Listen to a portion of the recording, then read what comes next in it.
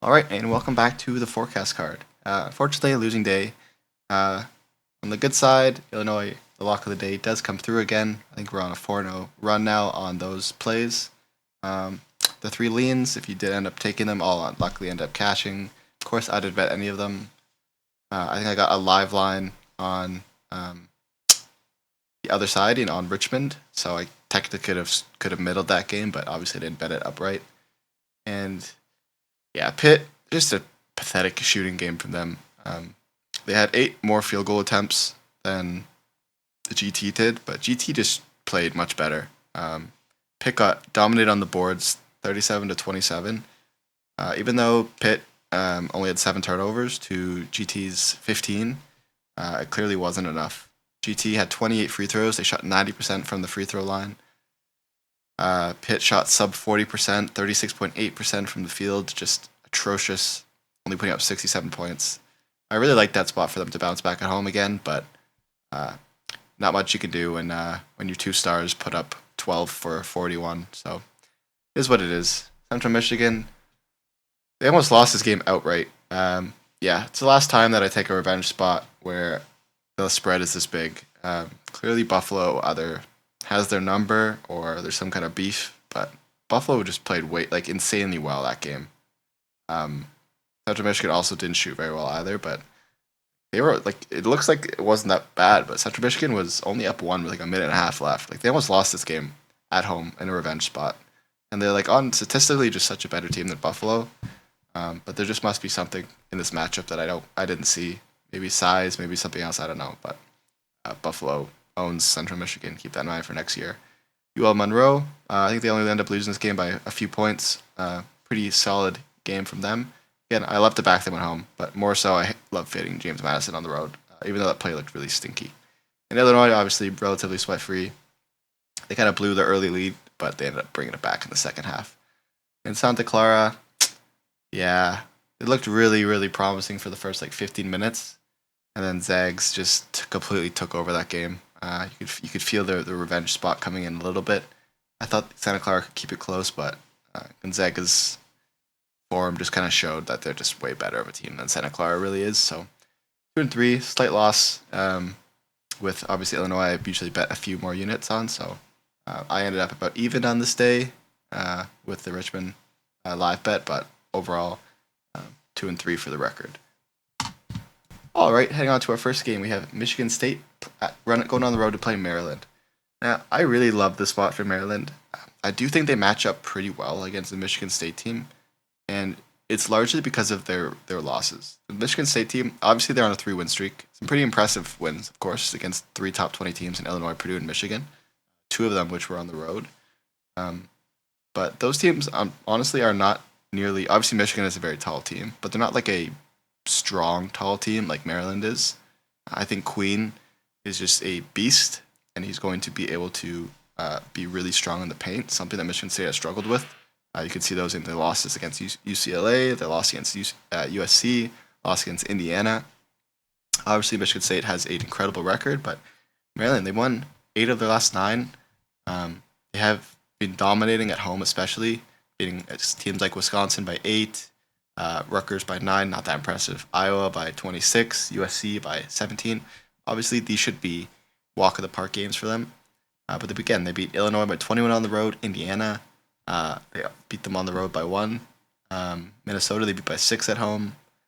I really like this Maryland team, and on paper, they theoretically have an angle to win the Big Ten this year if they win out and other things end up matching up. But I think they're going to be really playing for that. We got them at home in a spot where I think the crowd's going to be electric. This is definitely one of Maryland's best Big Ten seasons in recent history. And of course, on paper, Michigan State is a slightly better defensive team. But I really think Maryland is just the better. They haven't played nearly as hard of a schedule as Michigan State has. But we're getting them at home where they play really, really, really well. And I think this is just an awkward letdown spot for Michigan State. If you look at their most recent games, they were at home for 2 games. They went back on the road, and they kept the game all the way back home. Then they went on the road. Now it's going to be their second game of the road trip. And in this case, this is kind of letdown spot because they just had a massive win against their in-state rival in Michigan. Maryland has kind of been probably not having to exert that much energy, getting their third home game in a row, beating some pretty mediocre teams, not even top 50 teams, 4 times in a row. I think they're going to be well rested. They're going to show up big time for this game. Michigan State, obviously, scary team to fade. But yeah, Maryland at home, 10-6 against the spread. Obviously, Michigan State is a perfect 3-0-1 as road underdogs. But I don't know. There's something about this game. I just feel like the mismatch down low. I can't really put my fingers on it exactly. I just think Maryland wins this game by 6 points. I think it's going to be close, back and forth. Maryland's only going to be winning by like 3. Michigan State might take the lead. But I do think Maryland locks in like the last 8 minutes, pulls away, and wins this game outright and by 6 or 7 points. So that's going to be my lock of the day. Maryland at home, -3.5. Moving on to the second game, we have Penn State heading on the road to play Indiana. Now, I really think this is a couple too many points for Indiana. Obviously, I do think they're the better team. They played the harder schedule. They straight up being the better team this year. But I don't think Penn State is really that far off. Obviously, their stats have not been good, but they've played 2 solid wins, one at home, one on the road, after losing like 9 games in a row. I think that momentum is kind of hard to look at. Obviously, Indiana is also riding off some pretty impressive momentum as well. But this is going to be a bit of a revenge spot for Penn State after they lost to Indiana at home by, I think, 8 points, 6 points. So Indiana arguably in a bit of a letdown spot here. They just beat Michigan State and then went back home, lost to UCLA. Then they played Purdue. And they beat them by a big margin in a really, really intense comeback. I think they're going to have 1 fewer day's rest here. Penn State is kind of just been chilling. Indiana is going to be their 3rd home game in a row. But they have 1 day's fewer rest, which I think is not enough when you're just played an extremely competitive game against Purdue. I think 6.5 is too much. I think Indiana wins this game outright. But on paper, I think Penn State is going to force a ton of turnovers, one thing Indiana does not do well. They're going to find some success offensively. They are technically a slightly better offensive team than Indiana in terms of efficiency. They probably will get to the line. They're a much, much better free throw shooting team by almost 5 percentage points if it does come down to the wire. I like this spot here for Penn State to cover the number. Might even sprinkle the money line, but we'll see. Give me Penn State here on the road. All right, heading on to the third game, we have St. John's heading on the road to play Butler. Now, I think this is just a little bit too many points. Obviously, this is a Butler team that is obviously not on the same level as St. John's. And obviously, Butler is worse at home. St. John's is better on the road.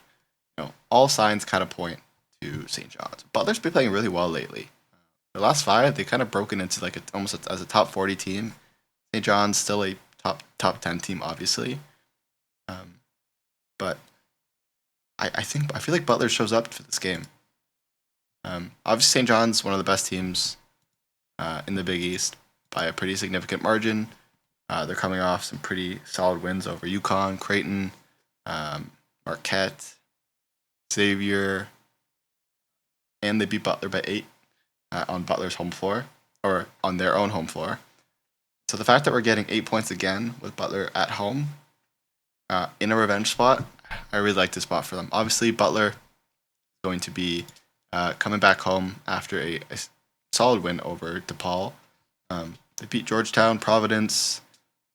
Again, they don't really have that many impressive wins. Like, they've beaten Seton Hall twice. They've beaten DePaul twice. Georgetown. Like, they haven't really beaten anyone. I guess maybe SMU early on in the year. They have a significantly worse portfolio, but that's because they were having a really rough stretch. As home underdogs, they're 2-2 against the spread as away favorites. St. John's is, of course, 4-2. They've been a pretty good covering team in general. But, yeah, I think if you look at the travel spots for these two teams, obviously St. John's just had an extremely awkward schedule where starting in February, they had 2 home games, went on the road for 2, came home, went on the road, came home. Now they're going back on the road again, pretty awful schedule. And this next travel spot is going to be over 600 miles. Butler, on the other hand, had one extra day's rest, which you could argue was their travel day, so they've been chilling at home, while St. John's is going to have to travel. Getting Butler, revenge spot. It just seems like a spot where St. John's is getting a few too many points. St. John's is a team Butler's a team that's going to get some free throws this game. They're going to shoot some threes. That's the one thing St. John's does not defend that well is the three. Butler's going to have a lot of opportunities on the offensive glass. It's something that St. John's has really struggled with. On the other side, obviously, St. John's is the much better team. But yeah, they're probably going to get some points off turnovers. They're also going to have some success on the offensive glass. But something that Butler does do really well is they defend the threes and mid-range really well. So St. John's is really only going to be able to score in the two, and if Butler's shooting threes, and if they're shooting them well, I think they can have some success at home. So I think Butler shows up for this game. Obviously, St. John's is a much better team, but I think Butler loses this game by 4 or 5 points. All right, heading on to the fourth game, we have Ohio State versus USC. This is a bit of a weird one because theoretically, USC is the home team, but they're actually the team that's going to be dealing with a much worse travel spot. They played on the 23rd, both of these teams, but Ohio State was already out west, just lost to UCLA in a pretty tough L.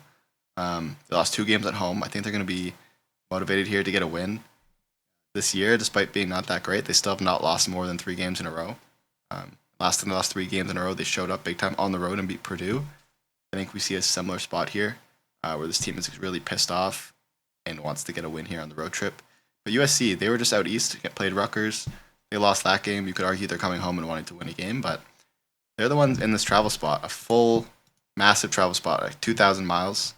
Ohio State against UCLA, that was their travel spot. Now they're just being at home, chilling, West Coast, enjoying the good weather, practicing, getting used to the time zone difference. But USC is going to be the one that's going to be dealing with the travel legs, significant travel legs. So I think Ohio State is straight up just the better team.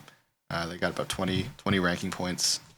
They shoot much better than they do. They defend much better than they do. They're going to have a lot of opportunities on the offensive glass. They're going to destroy the paint. Yeah, I think this is a spot where Ohio State shows their class difference here and wins this game. Probably outright. I'm going to take the +1.5 because they're giving it to me. But yeah, this is, in my opinion, a Ohio State spot through and through. Heading on to the 5th game, we have San Francisco heading on the road to play Oregon State. I really like this spot for Oregon State. Obviously, San Francisco is the better team, but they're due for a lot of regression. Despite their record being 21-7, regression indicates that they should only be 16-12. I really don't think they are that good of a team this year. They've obviously had some big wins, but a lot of those wins are coming off some pretty lucky shooting where they're not getting off amazing shots, but they're falling. And Oregon State is a very good home team. They have the 4th best home advantage in college basketball. They move up basically 40 ranking points when they're playing at home.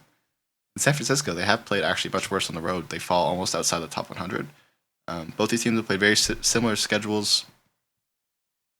Obviously, Oregon State has not been playing very well lately, while San Francisco has been playing well, which is kind of why I feel like we're getting this pretty fair line here with Oregon State.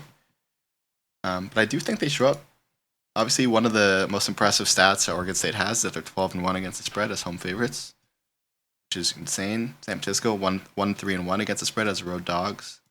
And obviously, we're getting Oregon State. Sure, they've won 3 games in a row. But again, these are against some terrible teams. Pacific, Pepperdine, San Diego. And they weren't even blowouts like you would expect. They beat Pacific by 14, they beat Pepperdine by 6, and they beat San Diego by 10. And they lost to Portland outright. So they have been looking really bad. But those 3 games are on the road. Their only home losses this year are against St. Mary's, who I think is a borderline top 25 team this year, and Gonzaga, not even Gonzaga, that was on the road, and Oregon, all the way back in November. So that didn't really, in my opinion, doesn't really count. So at home, they're another beast. We're getting San Francisco in a really awkward spot. They had 3 road games in a row. Then they went back home for 1 game, and now they're traveling again. in a pretty significant 400-mile travel spot. On the other side, Oregon State just came off 2 solid road wins. They're going to have a little bit less rest here than San Francisco, but it's still solid 4 days rest. I don't think the extra 2 days matter too much in this kind of circumstance. And it's a revenge spot for Oregon State. When they went on the road to play San Francisco, they lost by 11 on San Francisco's home court. Obviously, Oregon State, when they're playing on the road, is significantly a worse version of themselves. But if you look at their stat splits versus away versus home, they put up, on average, 79 points at home and only give up 63. Meanwhile, San Francisco only puts up 71 and gives up 71. Oregon State at home has been playing significantly better, putting up an additional 2.5 points over their season average and giving up 4 fewer points at home. Meanwhile, San Francisco puts up 4 fewer points on the road and gives up an additional 4 points. So this is a pretty significant home edge here for Oregon State. If you look at them on paper, obviously San Francisco is the better defensive team, but offensively, Oregon State's going to have a lot of success, in my opinion. They're going to get to the line a ton. San Francisco is one of the worst teams in the West Coast in terms of how they foul people. They're ranked 281st in the amount of free throws they give up, and Oregon State's a top 50 team in getting to the line. And they shoot the free throw well. The 11th best in college basketball, shooting at almost 80%. So I think that's going to be the difference here, allowing them to get San Francisco's stars in foul trouble. I think the environment's going to be really tough for them to play in. Oregon State's going to shoot a ton. Oregon State, luckily, is a team that doesn't shoot the three very much. They shoot 26% mid-range, 38% near basket, and technically they do shoot 35% from three, but in terms of the splits of where they shoot from, 35% is pretty low in college basketball. So that is the one thing that San Francisco defends well. That's pretty much it. Everything else they're terrible at defending. So I think Oregon State's going to adjust. They're going to play a ton in the paint, get to the line a lot, attack the basket, with their slow, methodical play. And the other side for San Francisco, team that shoots a lot of threes. Like I always say, shooting threes on the road is just not a recipe for success, especially in a really tough place to play like Oregon State. They also will get to the line, not nearly as much, and they also don't shoot the free throw. They shoot 8% worse than 8 percentage points worse, not 8% worse. And Oregon State does. So, yeah, I really do like this spot for Oregon State to bounce back. Obviously, San Francisco's been playing really, really well. Oregon State's kind of off of some bums, some really close games against bad teams, but I think now that they're back at home, this is a get-up spot for them against one of the best teams in the West Coast. So give me Oregon State to cover this short home spread. All right, and the final game that I'm betting is going to be Virginia. So I saved the nastiest for last. This Virginia team, obviously, they've been extraordinarily bad this year, but they have been playing pretty solid lately. They have a lot of momentum going into this game. Wake Forest due for a ton of regression, negative regression. Virginia due for a lot of positive regression. Both these teams play at pretty slow paces, so getting plus 8 points is, in my opinion, a pretty solid deal when you're expecting a pretty low scoring total. On paper, Virginia, they shoot a lot of mid-range three-pointers. They're going to find a little bit of success. They're not really going to have any success in the paint, but that's not really where they shoot from anyway. Probably won't have that many opportunities on the offensive glass. And on the other side, Wake Forest, they're a weird team. You don't really know what version of them you're going to get, but they're going to find a little bit of success. Thing is, the shot that they take the most is the mid-range, at least proportionally, and that's something that's UVA defends really well. So they don't foul very much. Wake Forest really likes to get to the line. UVA is a top 80 team in limiting those opportunities. I think 8 points is just way too many points here. On paper, Virginia they're due for a little bit of negative regression, but Wake Forest is due for a ton of negative regression. So I just think we're getting Virginia in the spot where they're trying to finish their season off on a high note. If you look at their power ratings in the last 5 games, Virginia, top 50 team, Wake Forest outside the top 50. So obviously we're getting Virginia the tail end where they're starting to play a little bit better. Getting Wake Forest where they're starting to play a little bit worse. They just had a rough loss to NC State on the road. They're heading back home. Obviously this is Virginia's second game of the road trip, so no travel spot. But they're coming off a couple nasty losses to some really good teams, Duke and North Carolina. But they beat Virginia Tech, Georgia Tech, Pittsburgh, kept it 1 point. Whereas Virginia Tech, they crushed Miami. They beat Boston College. Wake Forest on their side, pretty impressive win against SMU. But the other games, California, Stanford, Pittsburgh, but this game was Pittsburgh at home, so a bit less impressive. UNC by 1 point. They don't really win games by that many when in the games that I don't know. I don't know. This game's disgusting. I hate betting Virginia because they are just such a bad version of themselves this year. But I do genuinely believe that Virginia can keep this game close. I think 8 points is a little bit too many. I think Wake Forest wins this game by 4 or 5. It's going to come down to free throws at the end of the game. And to wrap us up, we have 5 leans. So these are typically just games that my model really likes, but I can't seem to pull the trigger for whatever reason. Vanderbilt, I think, I don't really want to catch a falling knife. I think Texas A&M is due to start playing well again, but getting 7.5 points here against a Vanderbilt team that's pretty scrappy, I'd probably end up taking the points. Might look at a live line. Temple, on paper, revenge spot, really long travel spot for their opponent, who is actually USF. They are a slightly better team. I just don't trust them. Yeah, that's it. Oklahoma, again, very similar situation. I think that they have a good chance of covering this game, but I don't know what version of Kentucky I'm going to get. I have this as a 3-point win for Kentucky. Getting the home edge, I don't know. I might end up betting that if Kentucky pulls ahead early and we get like a plus 8.5 or something. Boise, again, I love to just bet Boise at home. But this Utah State team has been playing really good, especially on the road. They're 4-0 against the spread as road dogs. So don't really want to touch that. If I can get Boise State as a pick'em live, I probably will. And SMU, model-wise, I have SMU winning this game by 9. But whenever I have a over 5 shooting 5 points off the spread from what the official line is, I never bet it because I'm assuming I'm missing something. Obviously, this is a really significant travel spot for SMU. California, maybe they're due for a win at home. I don't know. I think it's mostly the travel spot, but I think SMU is the way better team. But you're catching them in an awkward spot here, so I'm probably not going to touch it. Anyway, those are the 6 games that I've officially bet and 5 games that I'm looking at. Hopefully we can bring the locks to 7-2, and hopefully we can get a solid winning day here. Anyway, as always, thank you so much for watching, and I will see you guys tomorrow. Also, I do highly recommend check out the hockey goal scorers I've been posting every day in the afternoon. I've been doing really well on them.